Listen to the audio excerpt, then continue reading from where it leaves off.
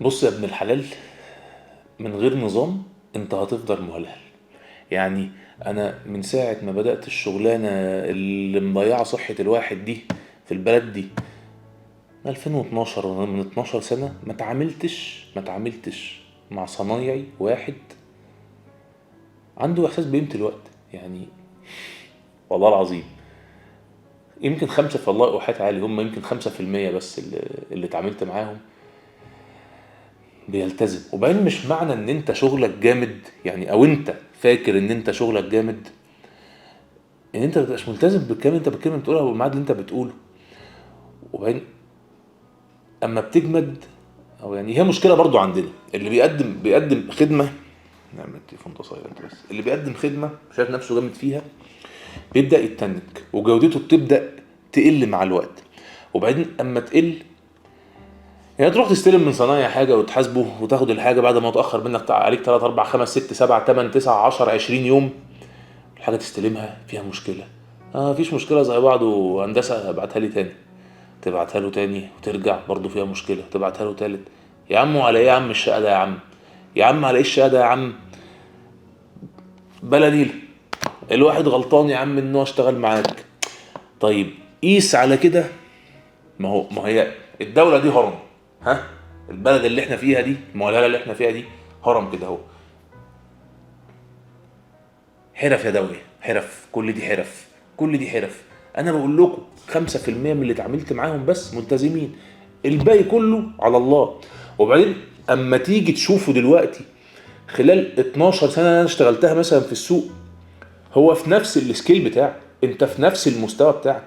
طب يعني ما هو انت بتشتغل، ما هو طبيعي اي بني ادم بيشتغل بيبقى عايز يتقدم، يتطور، دخله يزيد، مستواه المعيشي. ده ما بيشتغلش. يعني انت ما بتسمعش حتى لحد اي حد بينصحك بره، هو اللي في دماغك وانت شايف ان انت الصح وانت البطل. طب ما هو البلد بقى هتفضل كده اهو، هلهله في هلهله حتى يا جماعه الموظفين، يعني صلوا على النبي عليه الصلاه والسلام. الموظف اللي بيجي يشتغل عايز يجي يهلس، يعني والله عايز يجي يقعد على المكتب كده، برضه يمسك التليفون يتفرج على التيك توك اللي المفروض يتقفل على البلد دي. مش عارف هم سايبينه ليه، عشان مصالح بس دايره وفلوس داخله ودولارات وبتاع والكلام ده ولايفات وشغل. حاجه عره والله قسما بالله. يا ابني اشتغل يا ابني، يا ابني شغل دماغك يا ابني، يا ابني فكر يا ابني واعرض افكار وطور الحته اللي انت فيها.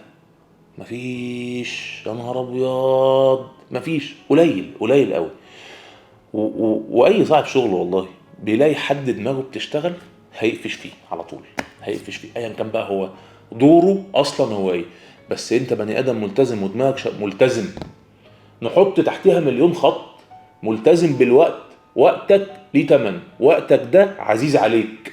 مش هلهله واحد يقول لك ما هو زي بعضه، ايه المشكله اما اتاخر؟ ايه المشكله ما اخلص شغلي متاخر؟ ايه المشكله انا اصحى النهارده مكسل ما اروحش الشغل؟ انا مش فاهم الافكار دي اتعششت هنا ازاي يعني. ما هي هقول لكم، هي قله ثقافه وقله تعليم و مش عارف والله، مش عارف يعني، مش عارف. بس الوقت مهم والالتزام مهم والنظام مهم. قسما بالله من غيرهم هنفضل في العجينه اللي احنا فيها دي. بالحب، كله بالحب. فانت كموظف لما تروح تشتغل، اشتغل يا ابني. ما انت قاعد يا ابني ما انت الثمان ساعات ولا التسع ساعات يا ابني اللي انت قاعدهم دول، ما انت متلقح قاعدهم. ما تشتغلهم وتدي وبتكر، وخليك واظهر، المع كده، المع بقى الموظفين حواليك، المع بقى، حاول تعمل، ضيف يعني، ضيف. هتلاقي نتيجة، ما طبيعي هتلاقي نتيجة. لكن برضه هو عايزها في يوم وليلة. انا هلاقي واحد جاي عايز ياخد جمعة وسبت اجازة. ده انا فرق بيني وبينك يا عم الحاج 10 11 سنة يا جدع. يا عم ده انا ما كنتش باخد الجمعة اجازة دي في حياتي يا عم اصلا يا عم. يا عم هي بلدنا يا عم اللي احنا فيها هي كده، هو امر واقع يا عم، متهببين متلقحين فيه. انا نفسي الجمعة وسبت اجازة الصراحة، والله ده حلم بالنسبة لي. انا كنت بحلم بالجمعة، الحمد لله خدتها، الحمد لله الحمد لله الحمد لله الحمد لله. السبت بقى جمعة وسبت، لكن عايزها من دلوقتي. سافر بقى، نسافر بقى بره، نعيش في حياة تانية فيها نظام. لكن برضو عارفين هو المشكلة بره، يعني الناس اللي بتروح تسافر بره دي او تعيش بره، الدول الأوروبية وأمريكا وخلافه، مش بتكلم عن الدول العربية، في فراغ. هم حاسين بفراغ كده اهو، في فضاء، في دنيا مش موجودة، مفيش فعلا، مفيش حياة فعلا، مفيش روح فعلا، مفيش بني آدمين حواليه، في نظافة وفي حياة نظيفة وفي كل اللي احنا بنحلم بيه هنا. بس قصة الروح دي مهمة جدا يا عم. يا عم ناس جالها اكتئاب يا عم، فمفيش حياة كتير موجودة هنا. يعني تشوفهم يرجعوا.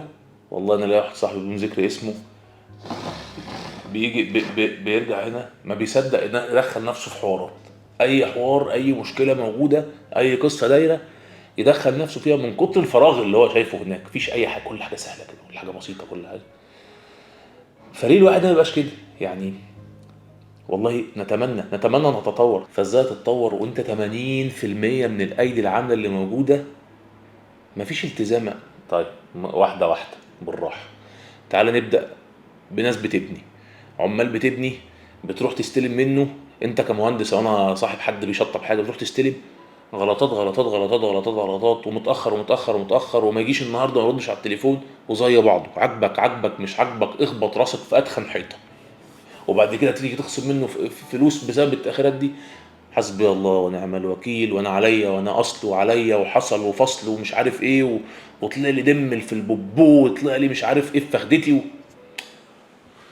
طيب يا عم، ده انا حتى عم واحد صاحبي دكتور عنده عياده، السكرتيره اللي قاعده، ولا ما اعرفش بس اسمها ممرضه، ولا كان اللي بتهندل المواعيد بتاعت العملاء العيانين اللي جايين، يلهلي مبوظه ده في ده. ما تعملوا شغلكم عدل. يعني انا مش عارف ليه ما تعملوا شغلكم عدل، ايه مشكلتكم؟ ما تفهمش. في صيانه عربيات نفس الكلام، موتوسيكلات نفس الكلام، فاي حاجه هتلاقي نفس الحوار. طب هو ازاي؟ طيب ما هو القاعدة نفسها كده اهو، اللي فوق هيبقى ثابت. الموضوع صعب والله يا جماعة، الموضوع صعب، وانا شايف هي محتاجة اسمها ايه، الاعلام ده يهتم بالثقافة شوية، ويوعي الناس ويوعي البني ادمين، بدل الهلس اللي عمالين نشوفه، وشغل العشوائيات والافلام اللي بتتكلم على الصيع بتشوف برضو بوستات يقول لك انت مش محتاج تشتغل بشهادتك، انت مش محتاج تشغل دماغك، اه انت مش محتاج مش عارف ايه.